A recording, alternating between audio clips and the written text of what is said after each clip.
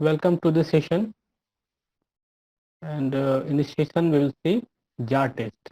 Okay, we will determine the dose of coagulant to be added during coagulation.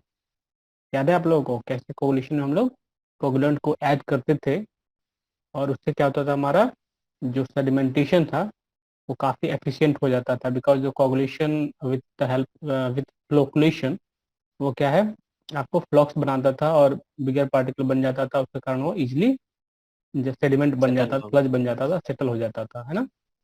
तो वही है आपका जो टेस्ट है आज का, जो आप देख रहे हैं वाटर सप्लाई इंजीनियरिंग का, to determine the optimum dose of coagulant in given sample of water by jar test.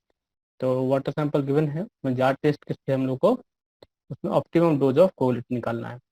तो आज जो हम लोग कोवलेंट को देखेंगे वो एक केमिकल कंपाउंड है और वो उसका नाम है एलम, जो आप सुने होंगे। तो एलम को हम लोग यूज करेंगे आज और उससे उसका हम लोग डोज निकालने की कोशिश करेंगे। तो इसको करने के लिए हम लोग वर्चुअल लैब का हेल्प लेते हैं, ठीक है। तो हम लोग चलते हैं वर्चुअल लैब के प्लेटफॉर्म पे, ठीक है। ओके, हम लोग यहाँ आ चुके हैं। तो इसमें देखिए, जो हमारा एम है आज का इस एक जो आपका प्रैक्टिकल है, to determine the optimum alum dose of water for water और waste water treatment by jar. तो या तो वाटर का टेस्ट कर रहे हैं या वेस्ट वाटर का टेस्ट कर रहे हैं, हम लोग दोनों में क्या कर सकते हैं, जब इस तरह के पैरामीटर निकालने होंगे, कोगुलेशन करना होगा, तो हमको डोज निकालना पड़ेगा, ठीक है। तो डोज निकालने के लिए हम लोग क्या करेंगे, इस टेस्ट को करेंगे और डोज ऑफ कोगुलेंट निकाल लेंगे। तो ये हमारा एम है, ओके। और ये जो प्रैक्टिकल है इसको कर लेने के बाद ये आप जो है इस चीज़ को फिर कर पाएंगे, परफॉर्म कर पाएंगे लैब में, क्योंकि इसमें सिमुलेशन जो है काफ़ी अच्छा है, जो आप देख के ही समझ जाएंगे करना क्या है, ठीक है। तो इसका जो थ्योरेटिकल पोर्शन है उसको हम लोग अब देख लेते हैं, ओके। तो देखिए इंट्रोडक्शन में क्या है आपका, generally we encounter very fine and charged clay like particles in water treatment, ठीक है। Very fine and charged clay like particles, तो ये उस तरह का सेडिमेंट है जो कि क्या होगा, जल्दी सेटल नहीं होगा, जल्दी सेट नहीं करेगा। जो अगर हम प्लेन सेडिमेंटेशन करेंगे, ये सेटल नहीं करेगा जल्दी, जो भी कोलाइडल पार्टिकल्स होते हैं और जो भी फाइन सस्पेंडेड इम्प्योरिटीज होते हैं। आपने आप पढ़े होंगे, जान रहे हैं इस चीज को आप लोग, है ना। Yes yes sir. यस तो यही है कि अगर हम लोगों को फाइन सस्पेंडेड इम्प्योरिटीज और हम लोगों को जो भी चार्ज पार्टिकल होते हैं, कोलाइडल पार्टिकल्स होते हैं, अगर उसको रिमूव करना है तो we need some chemical compound, जिसको आप लोग बोलते हैं कोगुलेंट बोलते हैं, ठीक है। तो उसको हम लोग ऐड करके क्या कर सकते हैं, जो स्मॉलर फाइनल पार्टिकल्स है उसको बिगर में कन्वर्ट कर सकते हैं, क्योंकि वो क्या होगा, ऐसे चिपक जाएगा मान लिए, ठीक है। कोवलेंट्स के कारण क्या होगा, जो केमिकल रिएक्शंस हो सकते हैं, तो इस तरह से वो क्या होगा, फ्लॉक बड़ा सा बन जाएगा, और जब बड़ा बनेगा तो वो इजीली सेटल कर जाएगा। तो छोटा छोटा पार्टिकल मिलके वो फ्लॉक बनाता है, ठीक है। Which should be detached before we continue to further process. तो ये ऐसे जो पार्टिकल्स होते हैं, ये क्या होता है, छूट जाते हैं, ठीक है। ये सेटल नहीं होते हैं प्लेन सेडिमेंटेशन में, इसलिए हम लोग आगे बढ़ते हैं। तो नेक्स्ट जो हमारा इम्प्रूव्ड वर्जन है सेडिमेंटेशन का, उसको यूज करते हैं। When water is passed through a sedimentation tank, these impurities do not settle down by gravity. The cause being that these are charged particles, they repel each other and just stay. जो colloidal particles होंगे, जो charge particles होंगे, वो क्या होगा कि जैसे plus plus जो बोल रहे हैं, केटायन केटायन की बात करें, एनायन एनायन की बात करें, तो वो क्या हो, आपस में रिपेल करेंगे एक दूसरे को, ठीक है, जो चार्ज पार्टिकल होते हैं। और उस कारण से क्या होगा, वो जो है आपको जो फ्लो में ही रह जाएगा, ठीक है, नीचे आएगा ही नहीं, सेटल ही नहीं हो पाएगा ग्रेविटी के कारण, ठीक है। तो वो चीज हो जाएगी, क्योंकि उसमें वो ही नहीं है, वेट भी नहीं है जो कि वो सेटल कर जाए। तो ये हम लोग जनरली वेस्ट वाटर या वाटर में देखते हैं, इसके लिए हम लोगों को कोगुलेंट ऐड करना पड़ता है। तो जो कोगुलेंट ऐड करने का प्रोसेस है उसी को हम लोग बोल रहे हैं कोगुलेशन। तो coagulation is the process of addition of chemical to destabilise a stabilised charge particle. ठीक है, तो क्या करेगा, डिस्टेबलाइज कर देगा जो चार्ज पार्टिकल है, जो कोलाइडल पार्टिकल है उसको। ठीक है, और उसमें उसके बाद क्या होगा कि वो स्टिक करेगा एक दूसरे में, रिपेल नहीं करेगा एक दूसरे को। तो ये कोगुलेशन से फायदा हो रहा है हम लोगों को। एक फ्लोकुलेशन भी इसके साथ हमेशा आप देखते होंगे, कोगुलेशन प्लस फ्लोकुलेशन हमेशा सुनते होंगे। तो flocculation is a slow mixing technique. ठीक है, स्लो मिक्सिंग उसमें हम लोग करते रहते हैं, ताकि जो भी हमारा फाइन पार्टिकल्स है, ठीक है, कोवलेंट जब मिला उसमें केमिकली जब रिएक्ट किया, उसको स्टेबलाइज किया, तो वो क्या हो आपस में आके वो स्टिक करते रहे। ठीक है, छोटा छोटा पार्टिकल जो है बड़ा होते रहे जुड़ के। तो ये क्या हो गया, जो फ्लोकुलेशन है ये उस चीज को प्रोमोट करता है। ठीक है, which promote agglomeration and helps the particle to settle down. तो ये क्या करता है, हेल्प करता है आपको जो पार्टिकल्स है उसको सेटल कराने में, प्लस पार्टिकल को बड़ा होने में भी हेल्प कराता है फ्लोकुलेशन। तो this is nothing just slow mixing technique. आप उसमें देखे होंगे टैंक में, क्या देखे हैं, फिगर वगैरह बनाए हम लोग खूब इन्वायरमेंटल में। चलिए, so the presence of fine charged particles increases the turbidity of water which is undesirable। हाँ, अगर मान लीजिए उसमें सस्पेंडेड इम्प्योरिटीज रह जाएगा, फाइन सस्पेंडेड इम्प्योरिटीज रह गया, कोलाइडल इम्प्योरिटीज रह गया, तो उससे क्या होगा, पानी हमारा क्या टर्बिडिटी, मतलब समझ यस क्या सर। सोच, सर नेटवर्क प्रॉब्लम है। टर्बिडिटी आपका साउंड नहीं आ रहा। नेटवर्क हो रहा है। ठीक है, ठीक है, इसको आप देखिएगा। और बाकी लोग को जा रहा है आवाज, थोड़ा कट रहा है सर। कट रहा है सर। Yes sir. आवाज नहीं आ रही है, आ रहा अभी है आ सर। रही। मुझे तो लग रहा है क्लियर है। ओके ओके, चलिए। तो क्या कह रहे थे कि जो फाइन चार्ज पार्टिकल्स जो होगा पानी में मौजूद अगर रहेगा, तो उससे पानी क्या होगा, उसका टर्बिडिटी जो होगा वो बढ़ेगा। तो जितना ज़्यादा रहेगा उतना ज़्यादा टर्बिड वाटर होगा।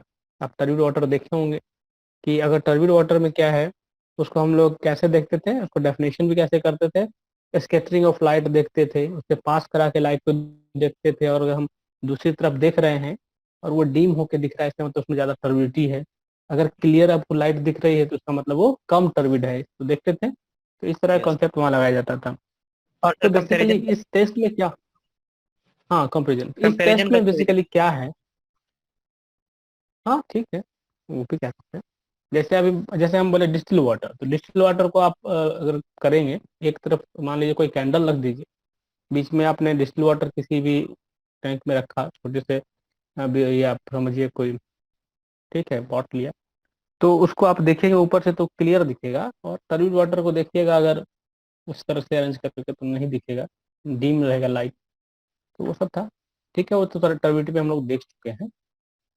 अब यहाँ क्या है, तो जो कॉन्सेप्ट है जार टेस्ट के पीछे, तो हम लोग यहाँ क्या करते हैं कि हम लोग यहाँ पे टर्बिडिटी का ही टेस्ट करते हैं, समझ रहे हैं। So what is the concept actually, हम लोग क्या कर रहे हैं, जैसे पानी हमने सैंपल लिया, ठीक है, ऐसा ऐसा हमने बहुत सारा सैंपल लिया, 2 3 4 5 6, और बहुत सारा हम लोगों ने बीकर लिया है, उसमें हम लोग पानी का सैंपल लिया है, ऐसे करके बहुत सारा बीकर लिया। और इसमें हम लोग क्या करते हैं कि different different amount of LM का रखते हैं। ठीक है, मान लिया इसमें हम 0 रखे हैं, इसमें मान लीजिए 0.5 ml रख दिया, इसमें 1 ml रख दिया, इस तरह से हम मान लीजिए रख रहे हैं, एडिशन कर रहे हैं जो आपका एलएम है। ठीक है, तो इस तरह से उसमें ऐड कर रहे हैं सपोज, तो उससे क्या हो रहा है कि हमको टर्बिडिटी निकालना है। उसके बाद जब से मिक्स कर लिया एलएम को, उसके बाद हम लोग क्या करेंगे, टर्बिडिटी निकालेंगे। ठीक है, तो इसका अगर टर्बिडिटी निकालेंगे, ठीक है, तो इसका तो इनिशियल जो टर्बिडिटी आया वो तो रहेगा, इसका टर्बिडिटी कुछ निकालेंगे, इसका निकालेंगे, तो धीरे धीरे क्या होगा, जब डोज जो होता है जैसे आप ऐड करिएगा तो होगा क्या कि वो कोगुलेशन और फ्लोकुलेशन जो हो रहा है, कोगुलेशन की प्रक्रिया शुरू होगी। तो कोगुलेशन होने से क्या होगा कि हमारा पार्टिकल सेट करने लगेगा। तो जैसे देखेंगे कि इसमें जाएंगे तो टर्बिडिटी कम हो जाएगा, तो ऐसे टर्बिडिटी घटेगा शुरू में। तो ठीक है, शुरू में क्या होगा, टर्बिडिटी घटने लगेगा। और आगे चल के कुछ ऐसा होगा कि मान लीजिए हमने कुछ ज्यादा उसमें एलम डाल दिए, तो ज्यादा डालने से क्या होगा बताइए, क्या लग रहा है? ज्यादा एलम डाल देंगे तो डोज से ज्यादा तो क्या होगा?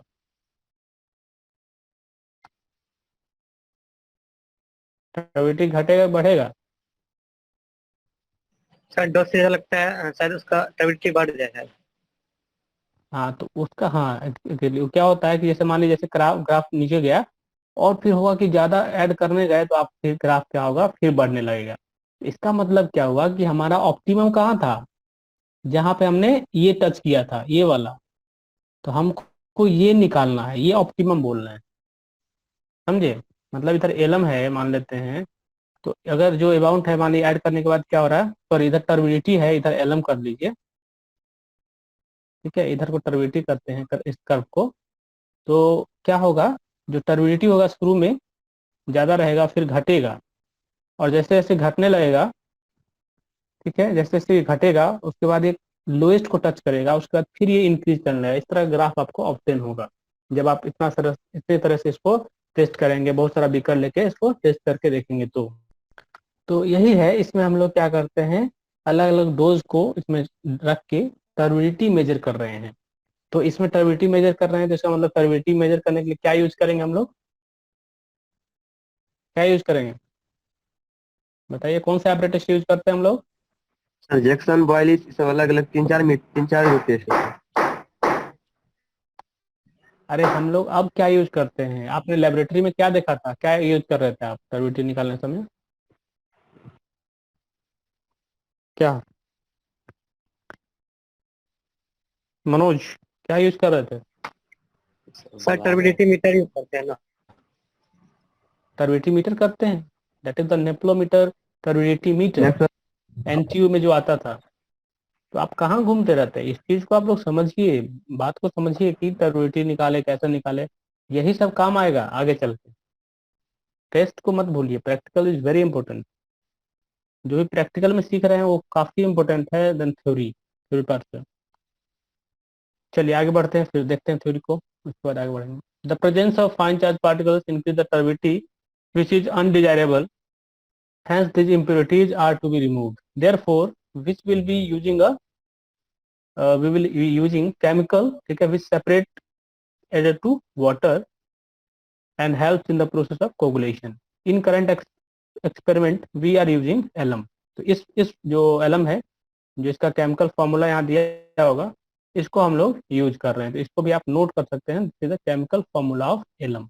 तो आपके बुक कॉपी में भी होगा, नोटबुक में भी होगा, क्योंकि पढ़े हम लोग। उसके बाद देखिए, coagulation remove not only turbidity but also colour, odour producing substance, microorganisms, algae, phosphate and taste. Taste जो है, जो उसका स्वाद होता है ना, उसको टेस्ट को हटाता है। तो ये सारी चीजों को कोगुलेशन रिमूव कर सकता है, बट सर्टेन एक्सटेंट तक कर सकता है। चलिए, मोलिक्यूल्स डिसोसिएट टू यील्ड, ठीक है, सल्फेट आयन हो गया, एल्युमिनियम आयन हो गया, when alum solution is added to the water. हाँ मतलब जब ऐड होगा वाटर में, ये क्या होगा, आयन जो है ब्रेक होगा केमिकली, जो इसका रिएक्शन होता है, तो दोनों आयन अलग होगा, उसके बाद वो डिस्चार्ज करेगा। In order to neutralise the charge, this charge species combine with the charge colloidal particles. तो ये क्या होगा, चार्ज कोलाइडल पार्टिकल से क्या होगा, अट्रैक्ट कर लेगा। ठीक है, जैसे मान लीजिए ये जो मान लीजिए अगर निगेटिव है, तो जो पॉजिटिव चार्ज आयन हो गया, जैसे सोडियम मान लीजिए, कैल्शियम मान लीजिए, उससे ये क्या करेगा, रिएक्ट कर लेगा। तो CSO4 हो गया, NaSO4, तो वो सब चीज बनेगा आपका। जैसे एल्युमिनियम है, तो इससे जो आपका निगेटिवली चार्ज पार्टिकल होगा, कोलाइडल पार्टिकल, वो इससे अट्रैक्ट हो जाएगा। तो उस तरह से a complete description of charge removal can be found in the web, which will be based on two basic definition, Stern potential and zeta potential. तो ये सब बेसिकली जो आपका चार्ज रिमूवल का डिस्क्रिप्शन है, वो आप देख सकते हैं इंटरनेट से, इसको सर्च करके देख सकते हैं थ्रू द। और देखिए एक और प्रोसेस होता है, एक तो कोगुलेशन, ये हो गया, ये कोगुलेशन समझ गया। ये भी होता है flocculation, a process known as agglomeration across occurs which combines the charged particles into a compact whole and help in the settling of particles.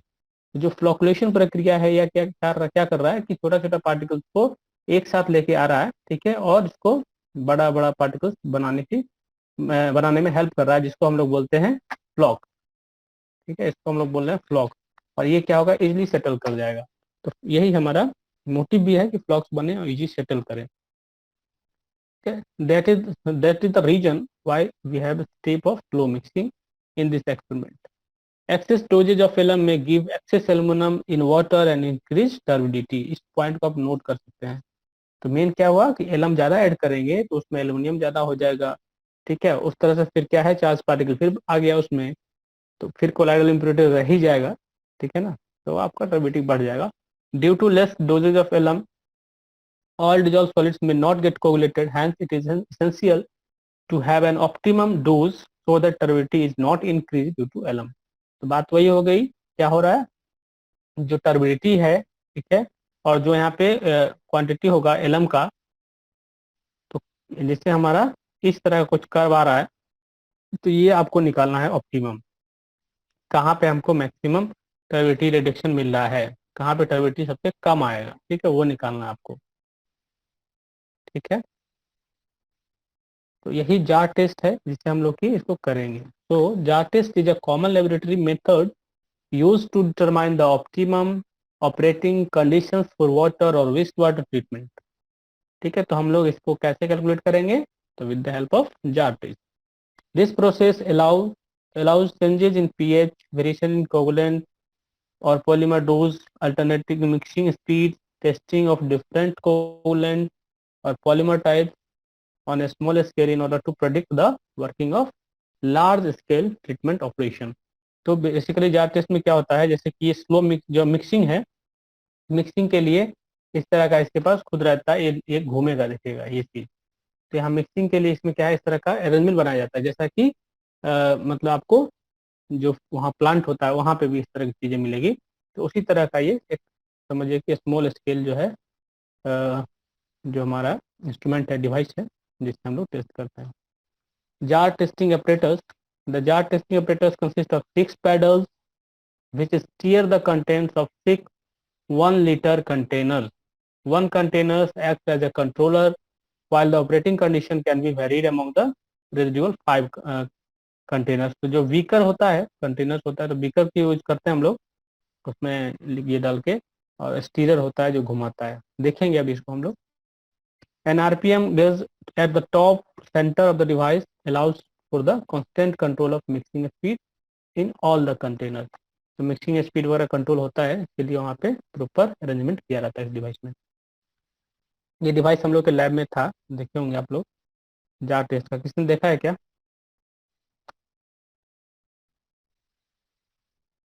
इसको भी नोट कर लीजिए। इसका जो इंडियन स्टैंडर्ड है 3025, इससे हम लोग इसको टेस्ट करते हैं, मेथड ऑफ सैम्पलिंग टेस्टिंग। तो जार टेस्ट जो है आपको इसमें मिल जाएगा पार्ट 50 में, तो इसको भी नोट कर सकते हैं। ठीक है, थ्योरी पार्ट समझ में आया सबको। Yes sir.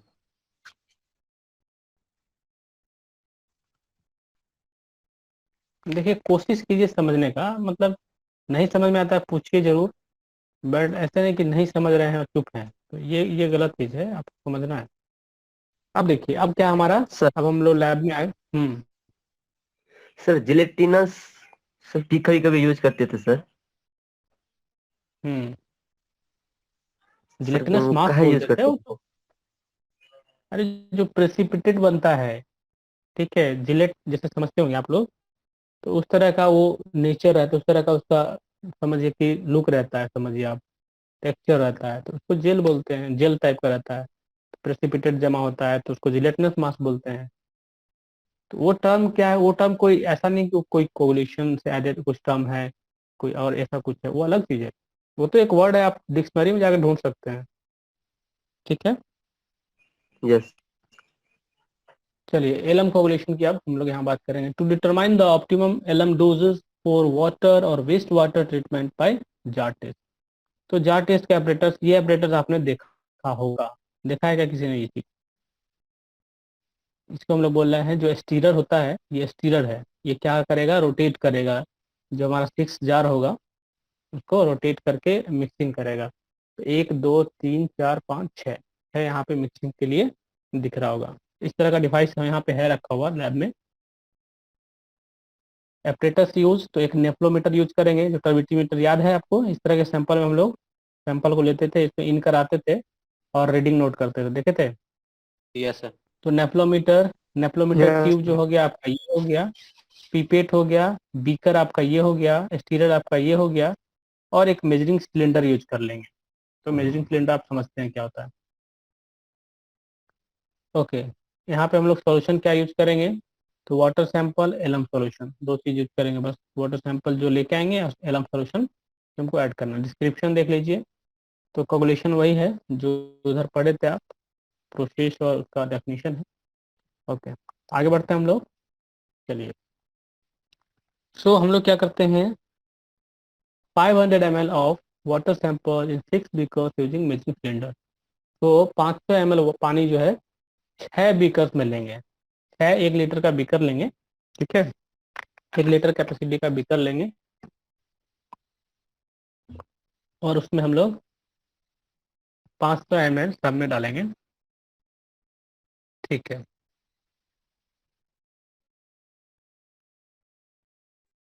आज ऑब्जर्वेशन को सब लोग नोट करिएगा, ठीक है ना, क्योंकि यस इससे ग्राफ ग्राफ एक बनेगा। अगर किसी के पास ग्राफ पेज है तो और भी अच्छा है, ठीक है। तो 500 ml इसमें डाला हमने, इसके बाद क्या करेंगे, और भी 5 बीकर लेंगे और सब में 500 ml डालते जाएंगे। जैसे देखिए 1 2 3 4 5 6, 6 वो बीकर में हमने 500 ml सब में रख दिया है वाटर सैंपल, सब में 500 आपको दिख रहा है, ठीक है। तो हमने 500 ml सब में रख लेना है पहले तो ये हमारा काम हो गया। उसके बाद आगे बढ़ते हैं, ठीक है। अब क्या कर रहे हैं, add different dosages of alum solution to 6 beakers with 1 as blank. तो 1 एज ब्लैंक मतलब क्या हुआ, एक में नहीं करना है सर। हाँ, एक को ब्लैंक रखना है, उसमें आपको एलम नहीं ऐड करना है। ये है पीपेट, ठीक है, पाइपेट जिसको बोल रहे हैं आप, इसको हम लोगों को इसमें से एलम सॉल्यूशन लेना है, ठीक। और पहला में नहीं डालेंगे, ठीक है ना, उसको जीरो रहने देते हैं। अब सब में क्या करेंगे, इसमें जीरो है, इसमें हम 1 ml डाल दिया, ठीक है। इसमें हम 2 ml, ठीक है। देखिए इसमें हम लोग 3 ml, इस तरह से हम लोग चल रहे हैं, देख रहे हैं ना। उसके बाद हम लोग इसमें फिर से 4 ml इसमें डाल दिया,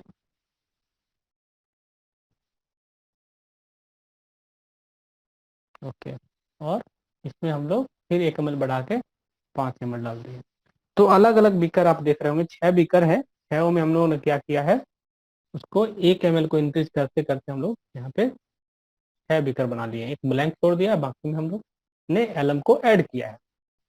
ओके, यहाँ पूछा जा रहा है unit of turbidity NTU, where NTU stands for what. Nephelometer इसके लिए होता टर्बिटी है unit sir, second number sir. C पकड़ लेंगे, नेफ्थोलोमेट्रिक यस सर। ठीक है, सी होगा।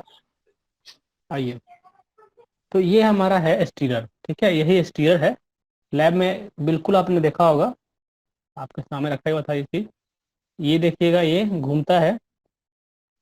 अब इसमें क्या करना है, stir the mixture thoroughly at 100 rpm for 1 minute and at 30 rpm for 29 minutes, ठीक है।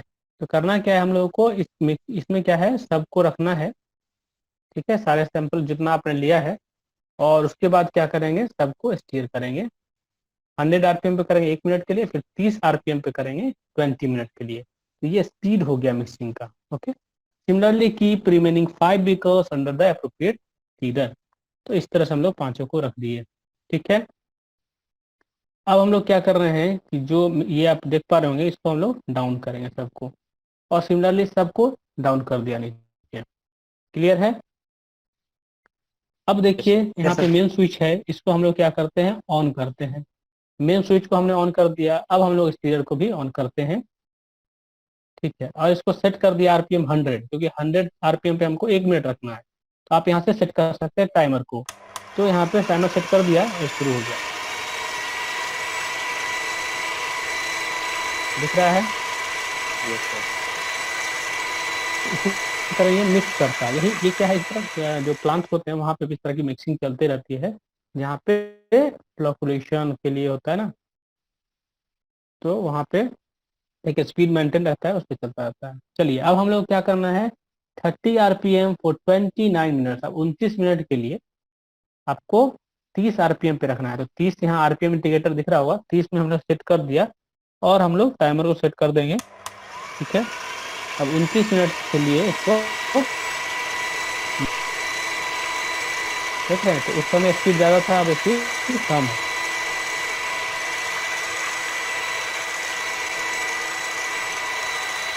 समझ पा रहे हैं आप लोग? Yes sir. अभी तक का स्टेप क्लियर है सबको? कराएंगे लैब में, लैब में करना पड़ेगा जब अभी कॉलेज खुलेगा, लॉकडाउन खत्म हो, जब जो सिचुएशन है नॉर्मल हो जाए तो करेंगे इसको। चलिए फिर इसको हम लोग अब बंद कर देते हैं, क्योंकि हमारा जो मिक्सिंग है वो अब हो गया। इसको बंद कर देते हैं सारे, जो अब इसको स्टीयर को निकाल लिया जाए। इसको हम लोग नीचे कर लेते हैं। सिमिलरली सबको हम लोग हटा लेंगे, हमारा 6 वो आ गया। अब हम लोग टेस्टिंग की ओर बढ़ेंगे। Take the nephelometer tube, fill it with the sample in the beaker. तो हम लोगों ने 1 2 3 4 5 6 नेफ्लोमीटर ट्यूब लिया है। याद है, ट्यूब एक होता था जिसमें हम लोग क्या करते थे, सैंपल को डाला और उसको फिर जो नेफ्लोमीटर टर्बिडिटी मीटर है उसमें डालते थे। ठीक है, उसको टेस्ट कर लेते थे, रीडिंग ले लेते थे। अब यहाँ ब्लैंक सॉल्यूशन का ले लेते हैं पहले सैंपल। ठीक है, इसको बंद कर देते हैं। सिमिलरली सबको हम लोग रिस्पेक्टिवली भर लेते हैं। ठीक है, ओके, सब हो गया। तो 1 2 3 4 5 6, तो 6 हमारा यहाँ पे दिख रहा है आपको। ठीक है, ओके। अब हम लोग क्या करना है, कैलिब्रेशन ऑफ नेफ्लोमीटर, कैलिब्रेट कर लेते हैं नेफ्लोमीटर को। एक बार कैलिब्रेशन करना पड़ेगा, क्योंकि स्टैंडर्ड जो सोल्यूशन है उससे हम लोग क्या करेंगे, इसको कैलिब्रेट करेंगे।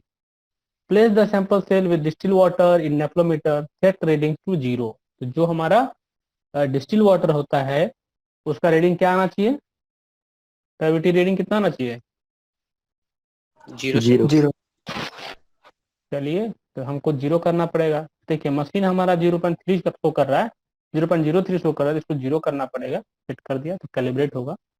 ठीक है, एक बार इसको करने के बाद हम लोग क्या करेंगे, एक बार अब 100 NTU को लेंगे। एक बार तो 0 ले लिया। ओके, अब लेते हैं now please 100 NTU calibration standard in the sample holder. तो जो 100 का जो स्टैंडर्ड सोल्यूशन है उसको लाते हैं, जिसमें जो 100 NTU देगा। ठीक है, इससे भी कैलिब्रेशन ही कर रहे हैं। चलिए फिर इसको कैलिब्रेट करिए 100। ओके, नाउ अब हमारा मशीन जो है, अब हमारा जो डिवाइस है कैलिब्रेट हो चुका है। ओके, अब इसमें हम लोग सैंपल को टेस्ट कर सकते हैं। Nephelometer has to be calibrated in order to eliminate और reduce the bias in its reading. जो रीडिंग होगा over a range for all continuous values, true false. क्या लगा,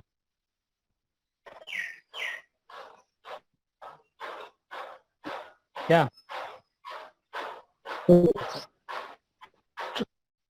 चलिए measurement of turbidity of the sample. आइए अब हम लोग मेजरमेंट लेते हैं। अब हम लोग सैंपल को प्लेस करेंगे और मेजरमेंट लेते जाएंगे, और आप लोग नोट करते जाइएगा। ठीक है, चलिए पहला जो है उसका आ गया आपको 45। ठीक है, पहला का 45 आया है। Similarly measure the turbidity of remaining sample. ठीक है, तो लिख लीजिए, एक को 45 लिखिए, एक 9.6 लिखिए, एक 5.5 लिखिए, फिर 11 लिखिए, फिर 14.2 लिखिए, फिर 16.9 लिखिए। तो कैसे, देखिए बढ़ा था, बहुत ज़्यादा था, घटा एकदम अब फिर बढ़ने लगा। नोट किया सबने? Yes sir. Yes sir.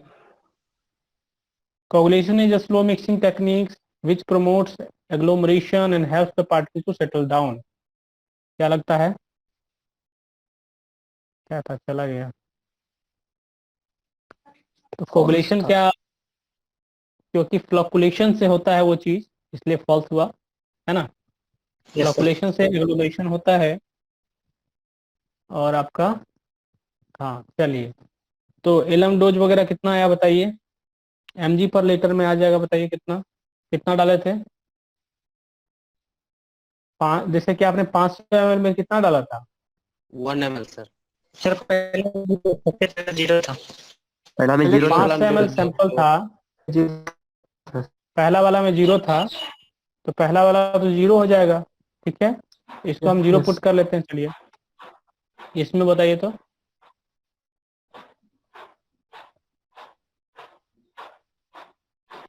उसमें 1 ml डाले थे ना, 1 mg डाले होंगे, तो उसको निकालिए mg पर लीटर में, सर सेकंड वाला mg कॉलम पर क्या? लीटर में निकालिए।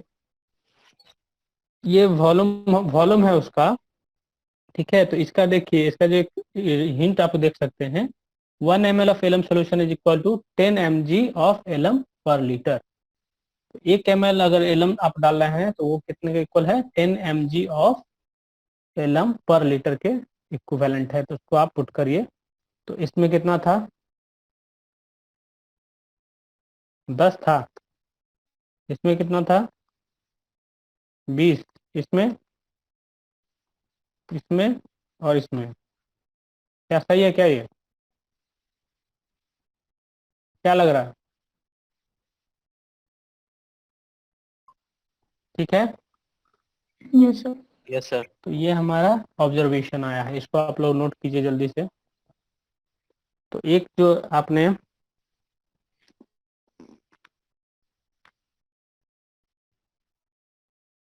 इस ऑब्जर्वेशन को लिखिए और इसको आप लोग ग्राफ में बनाएंगे। एक तरफ टर्बिडिटी बनाएंगे, एक तरफ हम लोग एलम का डोज रखेंगे। ग्राफ पेज तो होगा नहीं किसी के पास, मुझे लग रहा है। क्या करना है, इधर आपको टर्बिडिटी लेना है, ठीक है, और इधर आपको लेना है एलम डोज, इधर से। और उसके बाद कर्व बनाइएगा तो कुछ इस तरह का कर्व आएगा, और वही ऑप्टिमम आपको ढूंढना है। 20 वाला होगा सर। 20 वाला होगा, ऐसा तो 2 जरूरी नहीं ml है जो 20 मिली। वाला ही होगा। कर्व, कर्व का नेचर आप जब देखिएगा, ठीक है, तो उस हिसाब से निकल के आएगा, उसको निकालिएगा आप लोग, ठीक है। Yes sir. कर्व बनाइए, उसको जी निकालिएगा। सर। आपको दिखाते हैं एक प्रोसीजर में, इसका एग्जांपल है किस तरह का बनना है, बनेगा कर्व, ठीक है। इस तरह कुछ कर्व बनेगा, इसको आप लोग स्नैप कर लीजिए।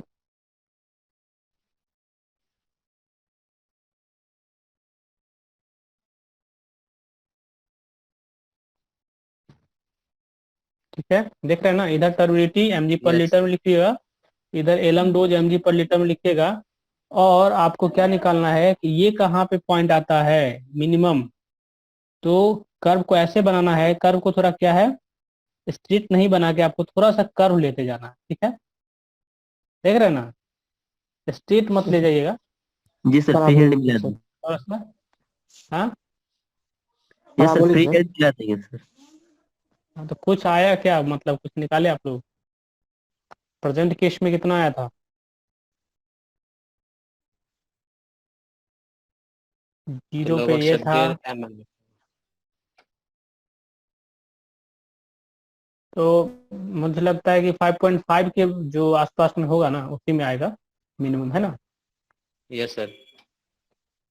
तो जो आएगा आपका वही एलम का डोज हो जाएगा आपका, समझ गए। उसके बाद फिर ऐसे करके आप लिख सकते हैं कि ऑप्टिमम डोज क्या है, तो आप दिखाइएगा कि this is the result, the optimum quantity of alum required for given water sample with turbidity this is इतना। तो उसका टर्बिडिटी भी आपको पता चल जाएगा, और उसका जो ऑप्टिमम एलम का कंटेंट है वो भी पता चल जाएगा। तो ये तो अलग वैल्यू है, लेकिन आपको जो मिला है उससे आपको रिजल्ट निकाल के अभी आप लोग शेयर करिए ग्रुप में, ठीक है। इसको ग्राफ में बनाइएगा, कर्व बना के ग्राफ भेजिए और आप ऑप्टिमम निकाल के हमको दीजिए कि ऑप्टिमम क्लोरीन डोज कितना आया, ठीक है।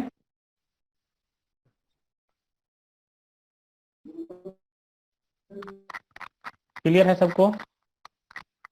Yes sir. Yes. हो जाएगा। Yes sir. ठीक है ना। तो ऑब्जेक्टिव क्वेश्चन है ये, सबको आप देख सकते हैं, इसमें देख लीजिएगा। Stirring speed is reduce to promote, ठीक है, घटाया जाता है कि उससे क्या होता है हमारा, ठीक है, ब्लॉक फॉर्मेशन होता है, टर्बिडिटी फॉर्मेशन होता है, ठीक है, वो चीज़ है। फॉर्मूला ऑफ एलम क्या होता है अभी आपने देखा। Jar test device consist of dash number of stirrer approximately, कितना उसमें स्टीरर होता है जो घूमता है, देखे होंगे। Graph is plotted between turbidity and NTU against coagulant dosages to determine, क्या डिटरमाइन करने के लिए, तो ऑप्टिमम एलम डोज निकालते हैं। Blank solution is use in colorimetric estimation to, ठीक है, तो उसमें किसके लिए हम लोग करते हैं, इसको आप टेस्ट कर सकते हैं, ठीक है ना। तो इसको ऑब्जेक्टिव को कर लीजिए और रिजल्ट करिए, ठीक है, और उसको भेजिए। तो दीज आर द रेफरेंसेस के जिसके बेस पे ये आपका जो अभी आपने किया है लैब में, तो ये सब रेफरेंस है, ठीक है। तो हो जाएगा, ऑब्जर्वेशन आप भेजेंगे उसको। और एक और जो हमारा है टेस्ट, उसको हम लोग नेक्स्ट सेशन में कभी करेंगे और फिर ये आपका लैब खत्म होगा, ठीक है। तो इस सेशन को खत्म करते हैं और नेक्स्ट सेशन भी आपका है वो करिए, ठीक है। Thank you, sir. Thank you sir.